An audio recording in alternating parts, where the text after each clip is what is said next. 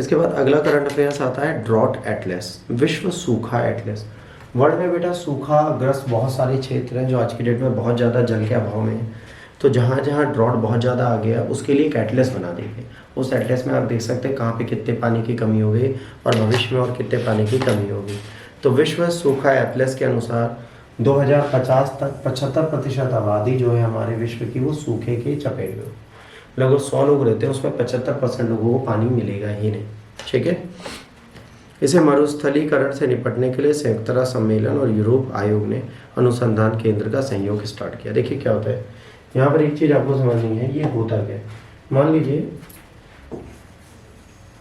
यहाँ पे डेजर्ट है, ठीक है, ये एरिया डेजर्ट। डेजर्ट के बाद क्या होगा, ये शुष्क जमीन होगी, एरिड होगी, और यहाँ पर अर्धशुष्क जमीन होगी, सेमी एरिड जमीन होगी। तो जहाँ पे बेटा सेमी एरिड जमीन होगी, इस सेमी एरिड लैंड को ये खराब करता है। ठीक है, अब इसे भी खराब करता है, धीरे धीरे ये भी क्या हो जाएगा, एरिड बन जाएगा।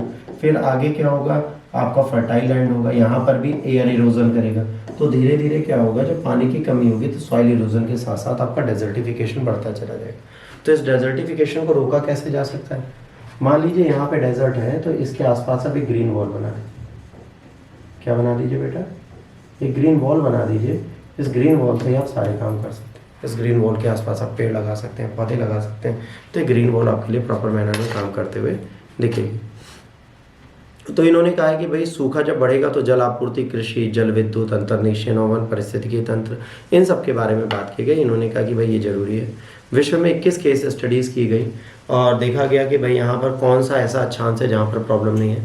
तो पता चला हर एक अक्षांश पे, मतलब भले ही आप इक्वेटर की बात करें, भले ही आप Tropic of Cancer, Tropic of Capricorn, हर जगह पर सूखाग्रस्त चीज़ें इनको देखने लगी।